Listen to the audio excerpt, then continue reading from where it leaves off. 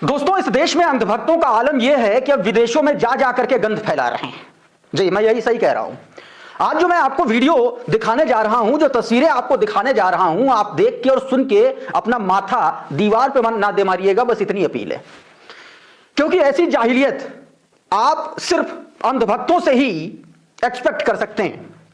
एक मामला हुआ है विदेश में, विदेश की धरती पर, ब्रिटेन में।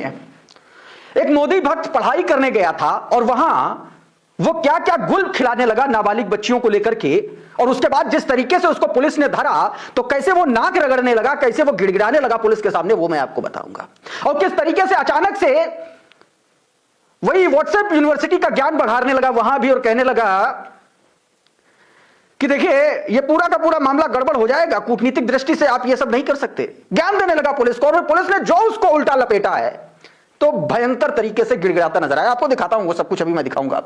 इसके अलावा आपको करणी सेना के एक शख्स की तस्वीर दिखाऊंगा जिसने मस्जिद पर जाकर के हनुमान चालीसा का पोस्टर चिपका दिया है। वो तस्वीर है पश्चिमी उत्तर प्रदेश की। खबर आपको दिखाऊंगा। समाजवादी पार्टी के विधायक अतुल प्रधान ने किस तरीके से संगीत सोम की धज्जियां उड़ा दी हैं, ये भी बताऊंगा। और पूछ लिया है शाहरुख खान को गाली दोगे क्या, ये नहीं बताओगे कि किस मोइन कुरैशी के साथ तुम पार्टनर हो, किसके टुकड़ों पर पल रहे हो, उसका नाम क्यों नहीं लेते हो, वो भी बता रहा हूं, पूरी कहानी बताता हूं। भारतीय जनता पार्टी का एक विधायक सुरेश पासी साफ साफ कह रहा है कि उसको मुसलमानों का वोट नहीं चाहिए। खुल करके आप भाजपाई बोलने लगे, खुल के।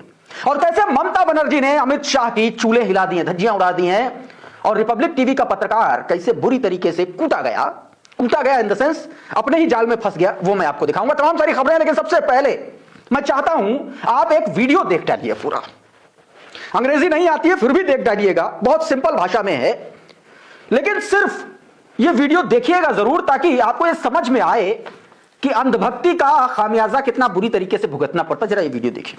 I'm sorry, please. Please, just stop. Give me a verdict, please. A warning? Look out the window.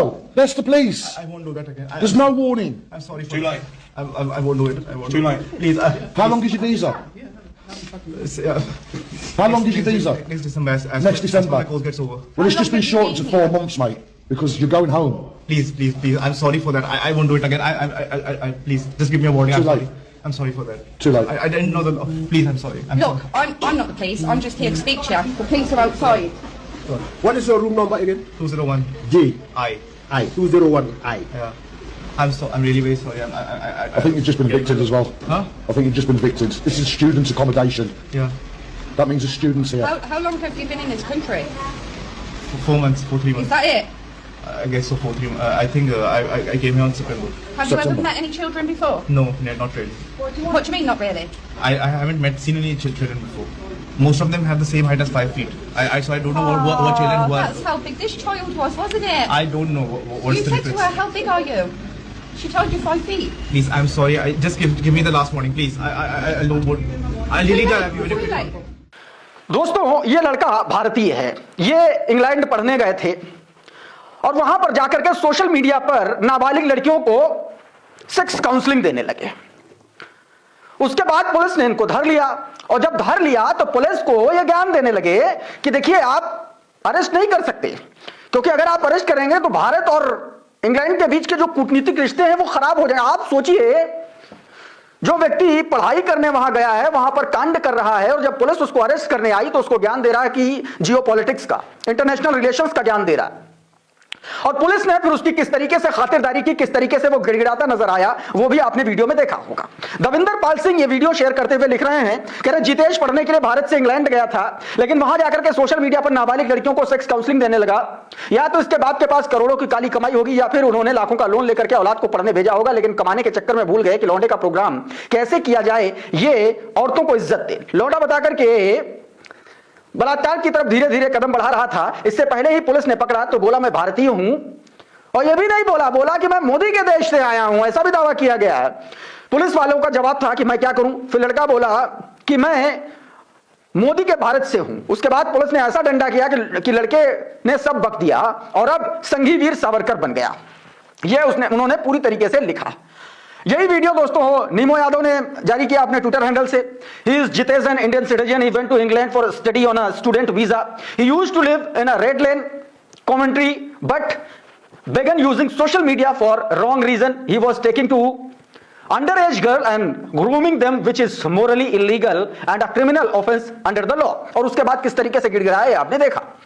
और अब आपको एक वीडियो दिखाता हूं। वीडियो गौरव चौहान राजपूत का, उत्तर प्रदेश का। यह वीडियो मुजफ्फरनगर का, जिसने करणी सेना का यह व्यक्ति बताया जाता है, और इसने मस्जिद पर हनुमान चालीसा का पोस्टर चिपका दिया। यानी कि पश्चिमी उत्तर प्रदेश में दंगा भड़काने की एक भी कोशिश कम नहीं हो रही है। किसी तरीके से हिंदू मुसलमान हो जाए चुनाव से पहले। देखिए जरा ये वीडियो। हनुमान चालीसा लग चुका, ठीक है भाई, कैसा लग रहा मस्जिद पे?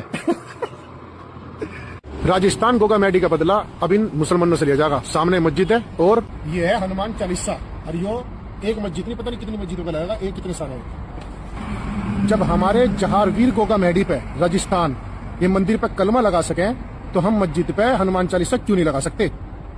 अब इसमें मेरा सीधा मकसद ये है कि कलमा लगाने वाले इन्हीं के पूर्वज थे, ये मुसलमान ही थे, तो इन मुसलमानों को हमारे मंदिर से खुद अपने आप ही अपने हाथों से कलमा हटाना पड़ेगा।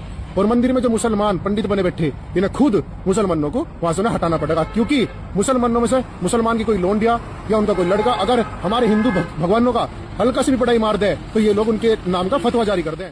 और अब मेरठ से ही एक तस्वीर और दिखाता हूं। दोस्तों, आपने देखा होगा, सुना होगा बीते दिनों किस तरीके से भारतीय जनता पार्टी के नेता और पूर्व विधायक संगीत सोम ने शाहरुख खान को लेकर के बांग्लादेश मामले पर कैसे जिहादी और पता नहीं क्या क्या कह दिया। और अब संगीत सोम की सारी पोल पट्टी खुल चुकी है। संगीत सोम जिस कसाई खाने का पार्टनर है, वो उस कसाई खाने का मेन व्यक्ति, जिसका नाम मोइन कुरैशी है। अब इसी पर समाजवादी पार्टी के विधायक दोस्तों अतुल प्रधान ने संगीत सोम से कई गंभीर सवाल पूछ लिए।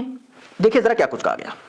शाहरुख खान का नाम इसीलिए तो लिया कि मुसलमान है, तो मोइन कुरैशी का भी तो नाम खड़े होकर चिल्ला चिल्ला कर लेना चाहिए कि मैं मोइन कुरैशी के साथ साझेदार था, मीट फैक्ट्री में मैं साझे में था। वो भी चिल्ला चिल्ला कर ऐसे बोले वहां पर मंच पर। जैसे शाहरुख खान का नाम ले वैसे नु कहे मोइन कुरैशी, फिर हम बताएंगे क्या कौन है मोइन कुरैशी, फिर ये बताओ लोगों को। आपके अनुसार अब भी शामिल हैं किन फैक्ट्री में? अरे ये सब चीजों में शामिल हो सकता है, मेरे तो आरोप है, लेकिन ये तो जो डॉक्यूमेंट प्रूफ है वो तो आपके सामने ही है ना। सरकार उसी तो कह रही है कि सरकार पूरी जांच करे और दूध का दूध पानी का पानी करे। समाजवादी पार्टी ने ये वीडियो, उसकी सोशल मीडिया सेल ने ये वीडियो जारी किया और लिखा कि मोइन कुरैशी के टुकड़ों पर पलने वाले मोइन कुरैशी को मीट फैक्ट्री में साझेदार कथित हिंदू हृदय सम्राट और मुख्यमंत्री जी के सजातीय खासम खास ठाकुर साहब संगीत सोम जी को शर्म आनी चाहिए। बसपा सभा सभी पार्टियों में रह चुका ये संगीत सोम अब भाजपा में है तो बड़ा हिंदुवादी नेता बन रहा है, जबकि इसका धंधा मीट बेचने का है, वसूली का है, अपराधियों को संरक्षण देने का है। और इसके जैसे तैसे जितने भी हिंदू मुस्लिम बयानबाजी करने वाले भाजपा नेता हैं, सबका इतिहास और काला धंधा और शर्मनाक है। हिंदुओं को इन भाजपा नेताओं की असलियत पता होनी चाहिए, ये बात लिखी। और अब आप बात भारतीय जनता पार्टी के एक और विधायक की करता हूं। भारतीय जनता पार्टी के विधायक सुरेश पासी, उन्होंने साफ साफ कहा कि उनको मुसलमानों का वोट नहीं चाहिए। सुरेश पासी दोस्तों क्या कुछ कह रहे हैं ये आप खुद देख लीजिए। सुरेश पासी जी मस्जिद पर आते कि नहीं जाते? नहीं जाते, कभी नहीं जाते। मस्जिद पर नहीं जाते आप? ना गए हैं ना जाएंगे। वोट मांगने? वोट मांगने भी नहीं जाते। मुसलमानों से आपकी और जरूरत? जीने मरने में भी नहीं जाते, दुख सुख में भी नहीं जाते। बिल्कुल बिल्कुल क्लियर है, मतलब आपको कैमरे में बोल रहे हैं। आपको मुसलमानों की वोट की जरूरत नहीं? नहीं जरूरत। और अब बात पश्चिम बंगाल की। दोस्तों पश्चिम बंगाल में टीएमसी का काम देखने वाली, टीएमसी की पॉलिटिकल कंसल्टिंग फर्म जो टीएमसी का काम देख रही थी, IUPAC Indian political action committee, उस पर ईडी की छापेमारी हुई, उसके डायरेक्टर्स के घरों पर छापेमारी हुई, दफ्तर पर छापेमारी हुई। और इस पर ममता बनर्जी ने जबरदस्त तरीके से अमित शाह की को एक तरीके से धज्जियां उड़ा दी, पोल पट्टी खोल के रख दी। पहले ममता बनर्जी क्या कह रही हैं वो सुन लीजिए, और उसके बाद इस पर सचिन गुप्ता ने क्या कहा है वो भी आपको दिखाऊंगा। देखिए जरा इसको। हमारा आईटी ऑफिस में आके 100 लैपटॉप से सब निकाल के लिया, हमारा डेटा, हमारा एसआईआर का डेटा, हमारा पार्टी का पॉलिसी का डेटा, हमारा कैंडिडेट का लिस्ट, हमारा बूथ प्रेसिडेंट का लिस्ट, हमारा स्ट्रेटेजी आप प्रतीक का घर में भी जाके किया है, अब हमारा आईपैक ऑफिस में आके भी किया है। It is not that they are privately operating, it is very much authorised by the All India Trinamool Congress. BJP का माफी का हम देना भी नहीं करते हैं, ये हम हमारा नाम पे काम करते हैं एग्रीमेंट का मुताबिक। I think it is an insult to all the IT sector, because all the IT sector they are working for somewhere, for someone. अब सचिन दैनिक भास्कर में पत्रकार है, उन्होंने ये वीडियो जारी किया और लिखा कि कोलकाता में ईडी ने टीएमसी के आईटी सेल